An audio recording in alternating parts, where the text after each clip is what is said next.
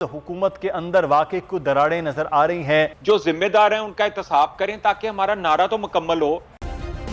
Subscribe करें और bell दबाएं ताकि कोई खबर रह न जाए।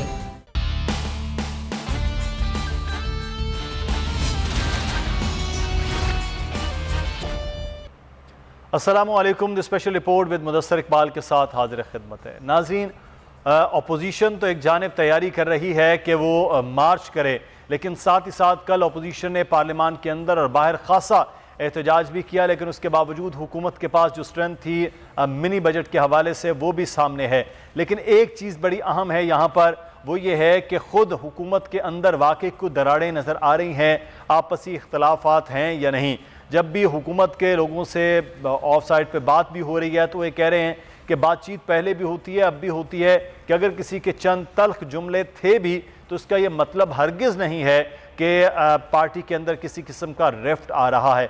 साथ ही साथ ये भी बात की गई कि ये वाहिद पार्टी है जहाँ पर जो चेयरमैन है या जो बड़े लोग हैं उनके सामने बाकी लोग बात भी कर सकते हैं, वरना तो यहाँ जमहूरियत का नाम लेने वाली वो जमहूरी जमातें नहीं हैं कि जिनका एक सिर्फ़ और सिर्फ जो फ़ैसला है उस पर तमाम लोग सरे तस्लीम खम करें। बहरहाल जो भी फ़ैसला हो, पहले भी फ़ैसले इमरान खान साहब करते रहे हैं, मुशावरत कितनी है कितनी नहीं है ये तो बहरहाल अगले आने वाले दिनों में नज़र आएगा। लेकिन कल की जो मीटिंग थी, जो बल्कि मीटिंग नहीं बल्कि वो इजलास था, इजलास में वज़ीर दिफा और वज़ीर आज़म के दरमियान कुछ तल्ख जुमले भी हुए और हम्माद अज़हर साहब की भी वज़ीर दिफा से कुछ शायद तू तकार हुई है।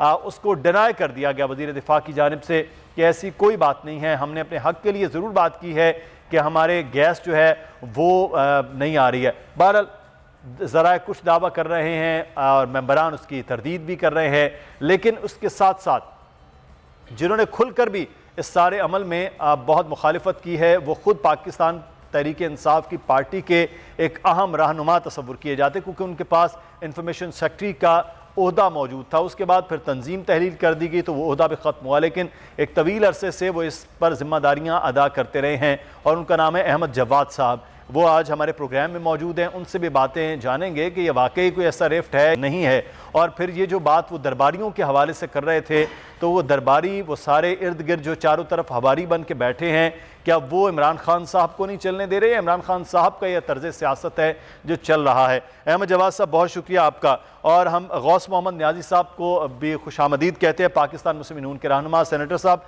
आपका भी बहुत शुक्रिया, आपसे भी जानेंगे कि इस वक्त जो है वो हुकूमत दो दो मार्च जो है अपोजिशन कर रही है, तो क्या एक पेज पर और एक मार्च पर आएंगे या नहीं? अहमद जवाद साहब सर आपसे आगाज़ कर लेते हैं। ये वज़ीर दिफा ने तो इसकी तरदीद कर दी कि ऐसी कोई बात नहीं है। जब तरदीद हो जाती है तो मैं बैसियत एक जर्नलिस्ट ज़राए से दी जाने वाली ख़बर से ज़्यादा उसको तसव्वुर करता हूँ कि उन्होंने तरदीद कर दी।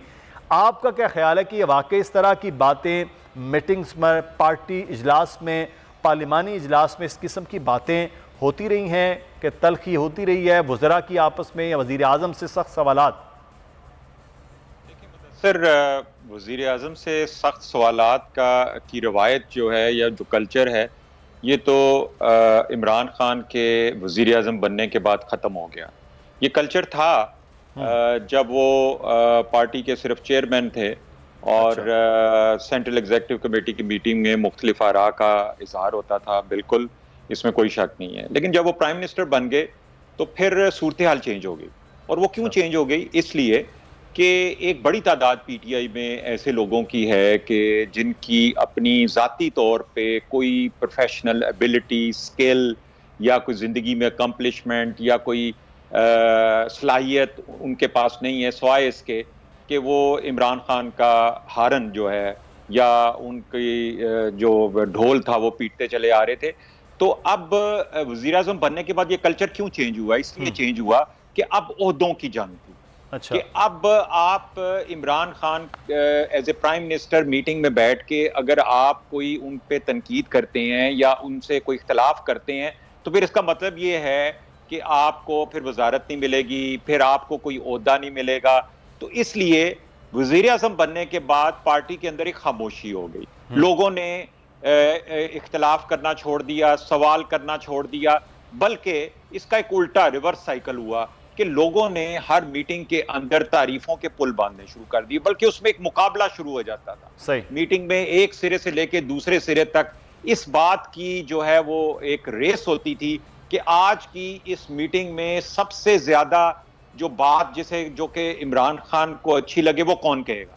तो वो सब में एक पूरी एक रेस आपको नजर आती थी, और उसमें one of the main topics always जो होता था, गवर्नेंस नहीं होता था, इकोनॉमी नहीं होती थी, एहतसाब भी किसी और हवाले से। उसमें मेन जो डिस्कशन होती वो ये होती थी कि अपोजिशन को किस तरह से चीरा जाए, किस तरह से फाड़ा जाए, किस तरीके से इन पे तनकीद की जाए, और फिर ड्यूटियां लगती थी। अच्छा। फिर ड्यूटियां लगाई जाती थी कि आप दो आज जाएंगे, ये वाली प्रेस कॉन्फ्रेंस करेंगे, आप दो जो हैं वो ये करेंगे। फिर शहजाद अकबर साहब से कहा जाता था कि आप पावर पॉइंट पे प्रेजेंटेशन दें और बताएं कि ये देखें मनी लॉन्ड्रिंग का पैसा कहां से आया, कहां गया।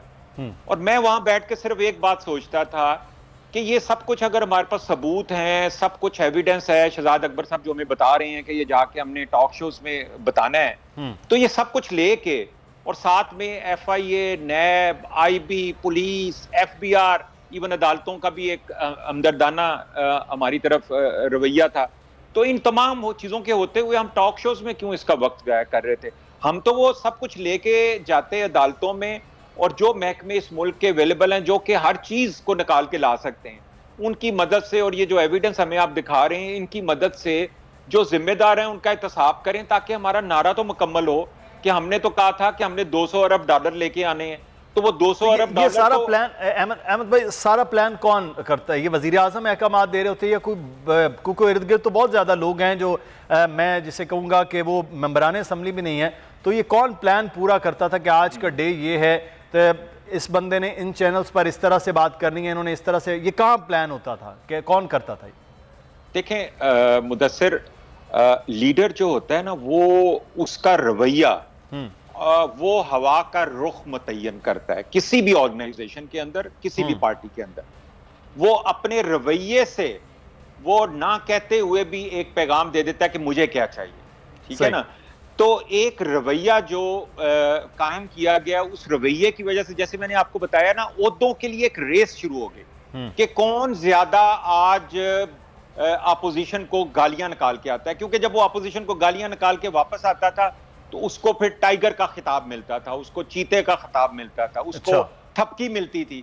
तो इसलिए वो सबने देखा कि जो भी ज्यादा बढ़ चढ़ के हैं, जिसे कहते हैं कि घटिया गुफ्तगू या बदतहजीबी करनी, बदतमीजी करनी, गालियां निकालनी, उसके बाद उसकी इज्जत और तौकीर और ओहदे में इजाफा हो जाता है, तो फिर रेस नहीं होगी। फिर आप खुद सोचें कि उसका मतलब क्या है। फिर उनकी टीम के अंदर ऐसे लोग जिनकी जाहिर है अपनी कोई जात की कोई खूबी नहीं है, लेकिन वो इन चीजों के सहारे वो ऊपर आना शुरू हो गए, उनको ओहदे मिलने शुरू हो गए, सबको पता चल गया कि ओहदे हासिल करने का तरीका क्या है, और वो उस तरीके पे सारे गमजन हो गए। सही, बिल्कुल। अच्छा अहमद जवाद साहब, हम इस पर थोड़ा सा मजीद बात करते हैं। आप पर भी बहुत ज़्यादा ये तनकीद हो रही, ट्रोलिंग भी हो रही थी कि आपके पास जब होता था आप खामोश थे, और अब आप जो सारी बातें वो बता रहे हैं। मैं इस सवाल का भी आपसे जवाब दूंगा। गौस मोहम्मद न्याजी साहब हमारे साथ हैं, उनसे भी बात करते हैं। हमें यहाँ पर एक ब्रेक लेना है, हमारे साथ रहिएगा।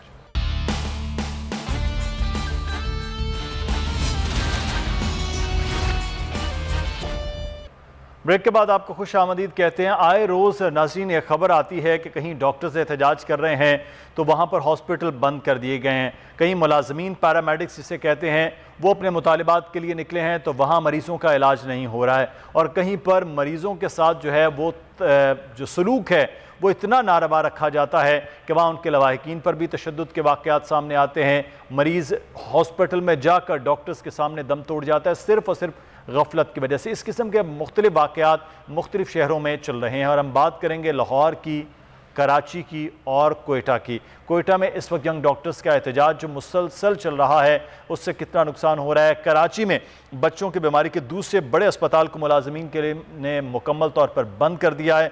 वजह यह सामने आई है कि 5 माह से 390 मुलाजमीन को तनख्वाहें भी अदा नहीं की गई हैं। और लाहौर से जो खबर है वो है कि सरवसी अस्पताल में डॉक्टर्स की मुबैना गफलत से मरीज़ जाँ बाक हुआ। मरीज़ के जाँ बाक होने पर लवाहिकीन ने एहतजाज किया।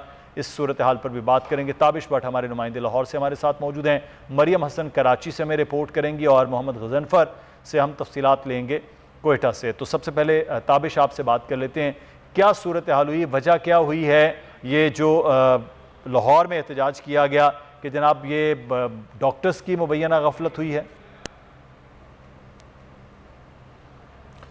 जी बिल्कुल, हामिद यासीन नामी एक नौजवान 30 साल जिसकी उम्र थी, वो सर्विस हॉस्पिटल की एमरजेंसी में आता है।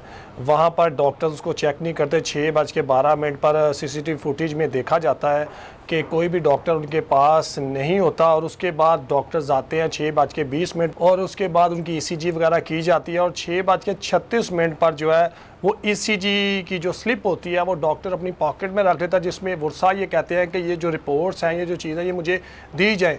जिसके बाद डॉक्टर और वर्षा के जानिब से जो आपस में उनका मतलब लड़ाई झगड़ा होता है और उसके बाद ये होता है कि वो तमाम जो उनके लवाहिकीन होते हैं वो डेड बॉडी को लेकर सर्विस हॉस्पिटल की एमरजेंसी के बाहर आ जाते हैं। तो इनका आपस में डॉक्टर, पैरामेडिक स्टाफ और लवाहिकीन के आपस में जो है दक्कम पेल होती है, हाथापाई होती है।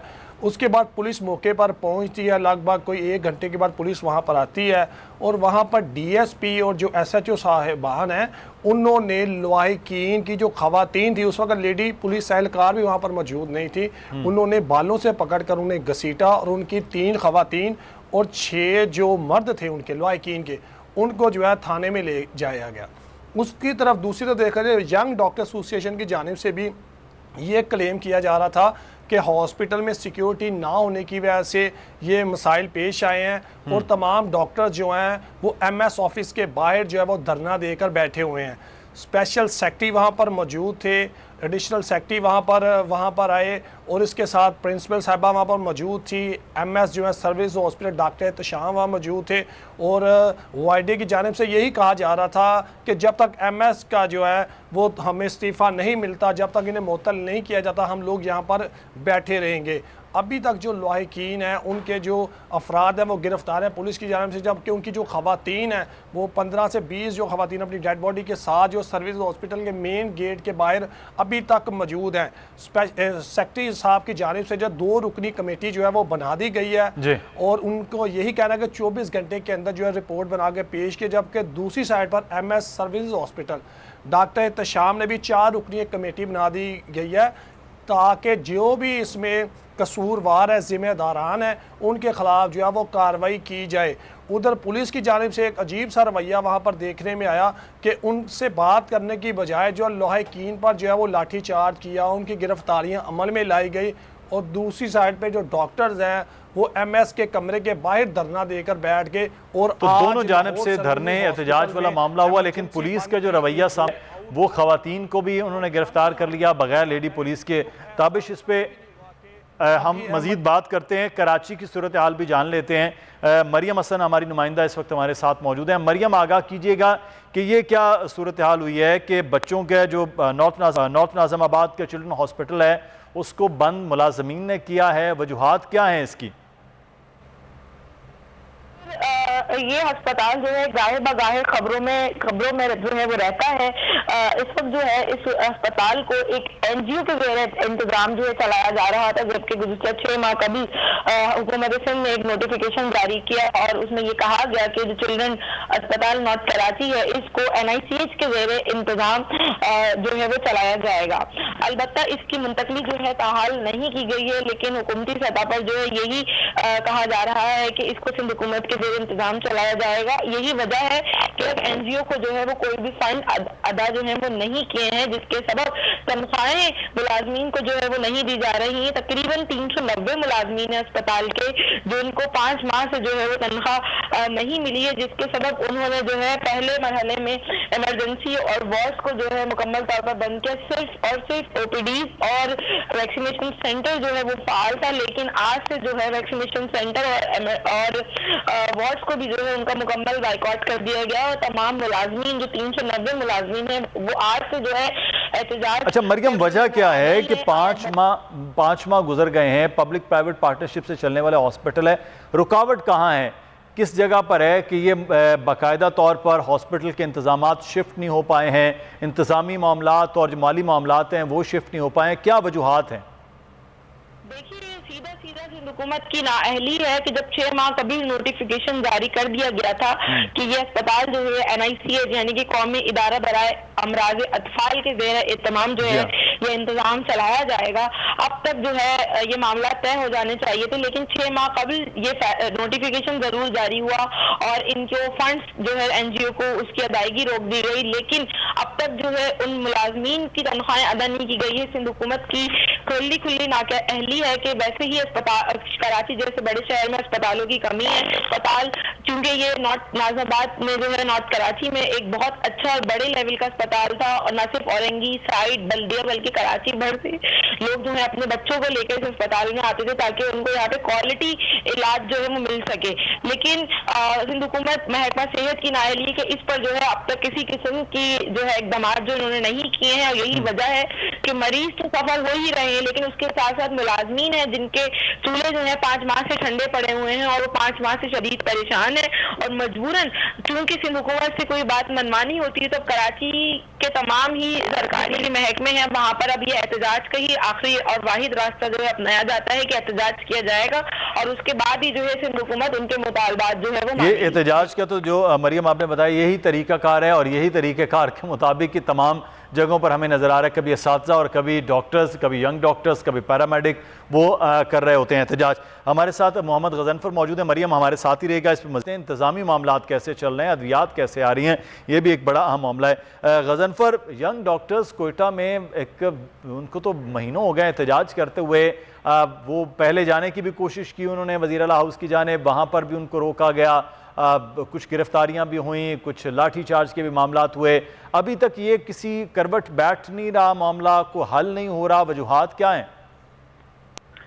देखिए ये मामला जो है बाज़ाहिर इस वक्त डेडलॉक जो बरकरार है वो गवर्नमेंट की तरफ से मौक़िफ़ ये आ रहा है कि जो डॉक्टर्स हैं वो अपनी तनख्वाहों में इजाफे का मुतालबा कर रहे हैं, जबकि दूसरी जानिब जो एहतजाज पर डॉक्टर्स मौजूद हैं उनका मौक़िफ़ है कि हमने बिल्कुल हेल्थ प्रोफेशनल के अलाउंस के हवाले से बात रखी है, क्योंकि जो दीगर सूबे हैं उसकी निस्बत जो बलूचिस्तान के डॉक्टर्स हैं उनको जो हेल्थ अलाउंस में पैसे मिल रहे हैं वो बहुत कम है और उनकी सैलरीज बहुत कम है। ये डिमांड वो कहते हैं बिल्कुल हमारी है, लेकिन चलें अगर हुकूमत कहती है कि सूबे की माली कंडीशन अच्छी नहीं है तो हम अपनी इस डिमांड से पीछे हटने को तैयार हैं, लेकिन जो हमने 20 डिमांड्स दी हैं जिसमें बेसिक सहूलियात हैं हेल्थ की, OPDs की और जो एंजियोग्राफी, MRI मशीन और जो डॉक्टर्स के आलात हैं उसमें जो है क्वालिटी का जो उन्होंने डिमांड रखा है वो कम से कम पूरी होती दिखाई दे। इस वक्त जो हमने जब डॉक्टर से बात की उन्होंने कहा जो हेल्थ प्रोफेशनल अलाउंस की हमने बात की है हम इससे पीछे हटते हैं, लेकिन जो हमारी 21 डिमांड्स हैं उसमें OPDs इस वक्त जो सिविल हॉस्पिटल है उनका ये मौक़िफ़ है कि यहाँ पर जो है MRI मशीन मौजूद नहीं है, बलूचिस्तान में किसी सरकारी हॉस्पिटल में MRI नहीं हो रहा और मेडिसन की मद में जो है अरबों रुपए बलूचिस्तान के फंड में आ रहे हैं, लेकिन हॉस्पिटल के अंदर जब पेशेंट्स आते हैं तो वो डॉक्टर से लड़ते हैं कि अदवाइयात दो और वहाँ पर अदवाइयात मौजूद नहीं होती। एंजियोग्राफी के हवाले से इनका ये मौक़िफ़ है कि सिविल हॉस्पिटल में एंजियोग्राफी नहीं हो रही, 2 लाख रुपए लोग प्राइवेट जो है वो जा रहे हैं एंजियोग्राफी करवाने के लिए, जबकि गवर्नमेंट हॉस्पिटल में ये सहूलत 35,000 रुपए में मौजूद होती है, लेकिन एंजियोग्राफी का अमल जो है वो सूबे में मुअत्तल है। इसी तरह जो हेल्थ की बेसिक फैसिलिटीज में इनकी एक और डिमांड ये भी है कि जो डॉक्टर्स हैं वो OPDs में जब मौजूद होते हैं तो लोग आते हैं उनसे दवाइयात मांगते हैं, इसके अलावा जो इमरजेंसी है उसमें जब वो टेस्ट वगैरह देते हैं तो 2 बजे के बाद यहाँ पर सिविल हॉस्पिटल की लेबॉर्ट्री में जो है गज़नफ़र, ये तमाम तर बातें, तमाम तर चीज़ें हमें यंग डॉक्टर से जब हमारी बात हुई थी तब भी उन्होंने बताया कि उनके मुतालिबात ये हैं। हुकूमत तो एक MRI पूरे बलूचिस्तान में मालूम हुआ कि वो मौजूद नहीं है, ये तो एक बड़ी अलार्मिंग सिचुएशन है सरकारी अस्पतालों में और सबसे बड़ा हॉस्पिटल भी इस वक्त बलूचिस्तान के कोयटा में सिविल हॉस्पिटल। लेकिन वजह अब बातचीत बनती हुई नज़र आ रही है, वो रोज़ाना सड़कों पर होते हैं, रोज़ाना पुलिस उनके सामने होती है, वज़ीर सेहत, सेक्रेटरी सेहत कोई बातचीत करते हुए नज़र नहीं आ रहे हैं, या ये सिर्फ इसी तरह से आप देख रहे हैं मुसलसल डॉक्टर्स आ जाते हैं, एहतजाज कर जाते हैं, गिरफ्तारियाँ हो जाती हैं, फिर अगले दिन वही सूरत हाल होती है?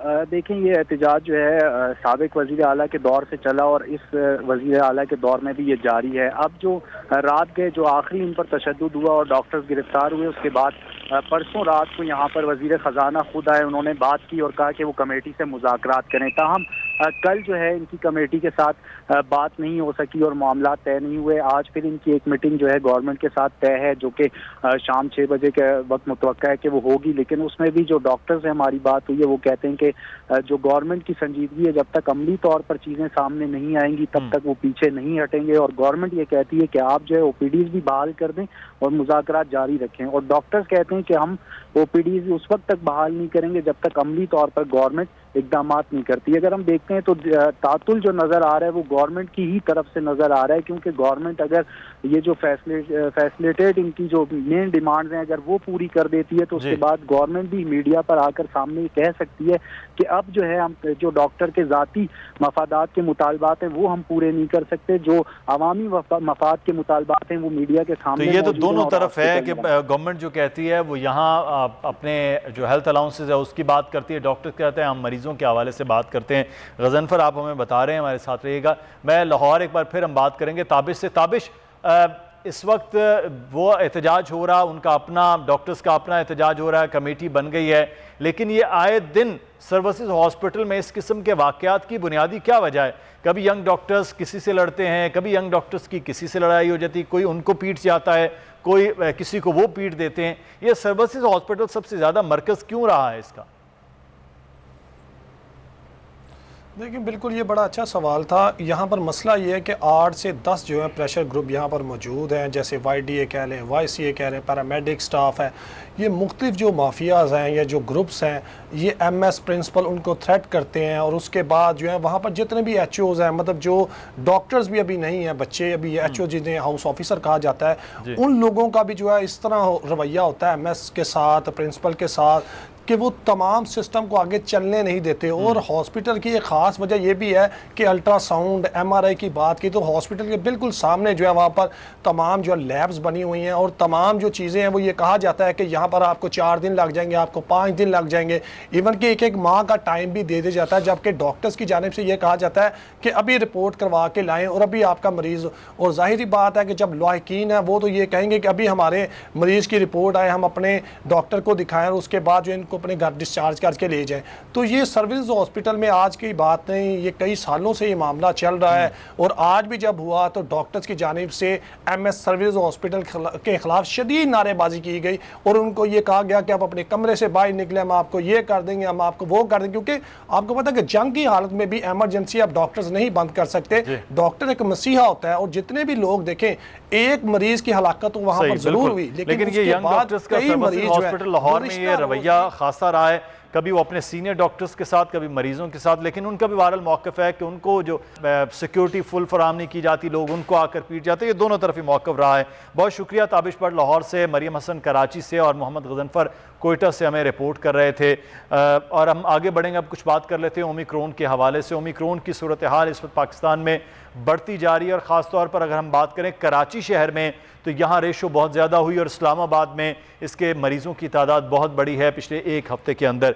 डॉक्टर सईद खान साहब हमारे साथ मौजूद हैं, प्रोफेसर डॉक्टर डाउ मेडिकल यूनिवर्सिटी से। बहुत शुक्रिया डॉक्टर साहब, आपने अब पहले हम मुसलसल बात करते रहे, मुख्तलिफ वेरिएंट आ गए, अब ओमिक्रॉन आ गया। मुझे लगता है डॉक्टर साहब आप भी कोरोना के हवाले से लोगों को आगाह करते रहेंगे, हम आपसे पूछते रहेंगे, नए से नया वेरिएंट वो आता रहेगा। तो अब ये जो ओमिक्रॉन है सर, इसकी क्या सिचुएशन है जो पाकिस्तान में है, कितना ये खौफनाक है, कितना ख़तरनाक है इस वक्त जिन लोगों ने वैक्सीनेशन करवा ली है और जिनकी अभी तक वैक्सीनेशन नहीं हुई है? जी अस्सलाम वालेकुम, बहुत बहुत शुक्रिया प्रोग्राम में करने का। ओमिक्रॉन तेजी से फैल रहा है पूरी दुनिया में। अगर आपने देखे होंगे तो इस हफ्ते कराची में भी इसकी आमद हुई है और दिसंबर के पहले हफ्ते से लेके अब तक ये बहुत तेज़ी से फैल रहा है। कराची में इस वक्त 95% से जो ज़्यादा पॉजिटिव केसेस है वो ओमिक्रॉन के ही हैं, बाकी वेरिएंट सारे आलमोस्ट गायब हो गए और ओमिक्रॉन ने ओवरकम कर लिया पूरा। तो कल के फिगर जो थी 29% पॉजिटिव रेशो था कराची में और आज उससे भी ज़्यादा है। कल हमारी लैब में भी जो पॉजिटिव टेस्टिंग हुई है वो तकरीबन 48% पॉजिटिव केसेस हैं, जो क्योंकि हॉस्पिटल है यहाँ पे रेशो थोड़ा ज़्यादा होता है, लेकिन वो सिचुएशन काफ़ी गंभीर है और बहुत तेज़ी से ये वायरस फैल रहा है। गो के इसकी अलामात बहुत शदीद नहीं है और इसकी जो बीमारी की शिद्दत है आम लोगों में बहुत शदीद नहीं है, लेकिन जब इतने ज़्यादा तादाद में लोग मुतासिर हो रहे हैं या पॉजिटिव हो रहे हैं तो इसमें बड़ी तादाद उन लोगों की है जिनका इम्यून सिस्टम कमज़ोर है या उन्होंने वैक्सीन नहीं लगाई या इनकी वैक्सीन लगाए हुए काफ़ी ज़्यादा टाइम हो चुका है या उनको पहले से कोई बीमारी है, तो वो अफराद बहुत ज़्यादा शिद्दत वाली बीमारी के नरगे में आ सकते हैं। और यही वजह है कि हॉस्पिटल में इस वक्त रश होना शुरू हो चुका है। इस वक्त आईसीयू जो बंद पड़े हुए थे वो खुल गए हैं और एचडीयू में जो बिल्कुल तादाद बहुत कम थी रोज़ाना की बुनियाद पे वहाँ पे शदीद बीमार आने शुरू हो चुके हैं ऑलरेडी। और खदशा यही है कि इसकी अलामात क्या, हम डेल्टा की भी आप लोगों ने अलामात बताई, उससे पहले जब कोविड-19 का आगाज़ हुआ मुख्तलिफ अलामात, ये किस अलामात में होता है कि अगर किसी को बुखार हुआ है या क्या अलामात होंगी वो समझे कि ये सिर्फ मलेरिया या आम बुखार नहीं है, ये ओमिक्रॉन का बुखार हो सकता है, कोई बुखार होता है, क्या होती है अलामात सर? ओमिक्रॉन की जो करंट वेव है उसकी अलामत बहुत हल्की किस्म की है, अगर आप किसी को पता भी नहीं चलता कि उसको कोरोना है। और यही चीज़ है जिससे ये एक हद तक तो ये सही कि अलामत शदीद नहीं है, क्योंकि काफ़ी लोगों की स्मेल भी नहीं जाती या टेस्ट भी नहीं जाता और उनको शदीद बुखार भी नहीं हो रहा था, हल्की सी बुखार होता है और एक ख़ास टाइम पे होता है, अक्सर फिर चला जाता है और आम फ्लू ही समझते हैं। तो ज़ाहिरी तौर पे तो अलामत बहुत शदीद नहीं है, लेकिन इसका नुकसान ये होता है कि जो बंदा बीमार होता है वो उसको सीरियस नहीं लेता और वो अक्सर जो है या तो टेस्ट भी नहीं कराता और वो इंतज़ार कर रहा होता कि ये अलामत ख़त्म हो जाए और वो अपने काम काज के जगह पे भी जाता है, हॉस्पिटल भी जो जहाँ पे उनकी ड्यूटी है या ऑफिस वहाँ भी जाता है। इसका सबसे बड़ा नुकसान है। फिर वो घर में भी नॉर्मल तरीके से जाता है टेस्ट किए बगैर, तो वहाँ पे जब जो सीनियर अफराद हैं या जिनके उम्र ज़्यादा है या जिनकी इम्यूनिटी कमज़ोर है या जो कोमॉर्बिड है वो उनको ज़रा ख़तरा हो जाता है। तो इसके अलामत कम होने का तो एक फ़ायदा है कि ये बहुत शदीद नहीं है, लेकिन इसका नुकसान ये है कि इसका फैलाव फिर तेजी से हो रहा है। कोई लोग जो मास्क फिर नहीं पहनते क्योंकि वो ये समझते नहीं कि ये कोरोना है या कोविड है, तो ये साइड इसका इतना खतरनाक है कि ये बहुत तेजी से फैल रहा है। और इस वक्त जो है 95% से ज़्यादा जो केसेस हैं वो ओमिक्रॉन के ही हैं कराची में और इस तरह पूरे पाकिस्तान में। डॉक्टर, बड़ी इंपॉर्टेंट आपने बात की है कि लोग जो है वो इसको फिर बॉदर नहीं उस तरह करते क्योंकि इसकी अलामत ज़्यादा शिद्दत में नहीं है, वो मौसमी बुखार और मौसमी खांसी ज़ुकाम समझ लेते हैं और मास्क का इस्तेमाल नहीं करते। मास्क का इस्तेमाल तो सर बहुत ज़्यादा ज़रूरी है इस वक्त क्योंकि दोबारा से हुआ है। दूसरा क्या एहतियात है कि अब बूस्टर के लिए तो आज हुकूमत ने ऐलान कर दिया कि 18 साल तक के यानी कि जो नौजवान हैं वो भी ये बूस्टर लगवा लें। तो ये बूस्टर जिन लोगों को अभी आप फरमा रहे थे कि बहुत देर हो गई है वैक्सीनेशन करवाए, उनको फौरी तौर पर लगवानी चाहिए और जिनकी वैक्सीनेशन नहीं हुई है उन पर क्या ये ज़्यादा असर कर रहा है इस वक्त?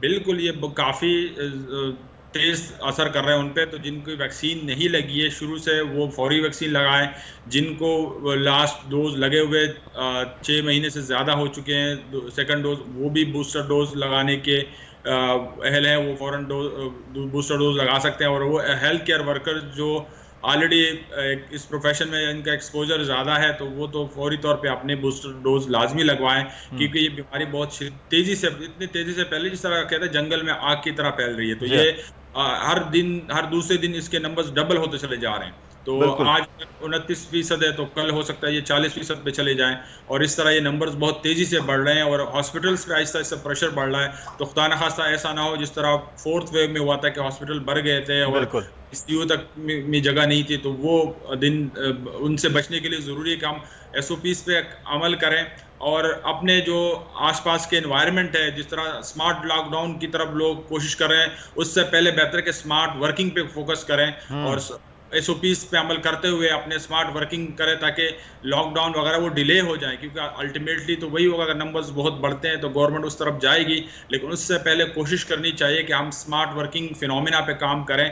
और जिस तरह क्रिकेट में बायोसिक्योर बबल में प्लेयर काम करते हैं तो इस तरह हम जो जहाँ भी काम कर रहे हैं अपने आसपास बायोसिक्योर बबल पे काम करके और अपने काम काज को कंटिन्यू करें ताकि मुल्क की मईशत का भी हर्ज ना हो और ये बीमारी पे भी हम काबू पा सके ताकि ये मुल्क जो है इस पेंडेमिक। डॉक्टर साहब बहुत अच्छी आपने बात की, स्मार्ट लॉकडाउन के बजाय स्मार्ट वर्किंग एनवायरनमेंट बनाया जाए बायोसिक्योर बबल की तरह, तो वहाँ सूरत हाल खासी महफूज रह सकती है। अब ये हमारी अपनी भी ज़िम्मेदारी है, ऑर्गेनाइजेशंस की भी ज़िम्मेदारी है, हुकूमत की भी ज़िम्मेदारी है, सब ने मिलकर इसका फिर से मुकाबला करना है, क्योंकि ये जो पॉजिटिव रेशो आज का बताया जा रहा है 29% कराची में खासा ख़तरनाक है। और इस वक्त जितने भी मरीज़ आ रहे हैं उसमें 95% ओमिक्रॉन के मरीज़ हैं। डॉक्टर साहब ये भी बता रहे हैं। बहुत शुक्रिया डॉक्टर सईद खान साहब, आपके वक्त का करना है तमाम लोगों ने, क्योंकि एहतियात ही वाहिद इलाज है, क्योंकि एहतियात अगर आप नहीं करेंगे तो फिर आपके लिए मज़ीद मुश्किलात हो जाएंगी। फौरी तौर पर अपनी अगर वैक्सीनेशन नहीं हुई तो वो करवाइए, बूस्टर हुकूमत ने शुरू कर दिया वो लगवाइए और अपने आप को महफूज कीजिए। अपना ख्याल रखिएगा। अल्लाह हाफिज़।